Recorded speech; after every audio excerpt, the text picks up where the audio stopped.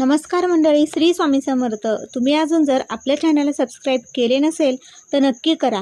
तर 17 जुलैला आलेली आहे आषाढी एकादशी. तर या एकादशीच्या दिवशी हे 5 पदार्थ चुकूनही खाऊ नका. एकादशीचे पुण्य मिळणार नाही. अनेक अडचणी सुरू होतील, संकटे मागे लागतील. त्यासाठी तुम्ही ह्या गोष्टी एकादशीच्या दिवशी खाऊ नका. सर्वात पहिले एकादशीच्या दिवशी आपल्याला तामसिक अन्न, कांदा लसूण वर्ज्य अन्न आपण घरामध्ये करायचं आहे. त्याचप्रमाणे मसूर डाळ, वांग आपल्याला खायचं नाही. त्याचप्रमाणे आपल्याला या दिवशी चुकूनही तांदळाचं सेवन देखील करायचं नाही. तांदळाचे पदार्थ देखील खायचे नाही आणि भात देखील आपल्याला खायचा नाही. वांग, मसूरची डाळ, लाल भोपळा, दुधी भोपळा, त्याचप्रमाणे आपल्याला भात देखील या दिवशी खायचा नाही.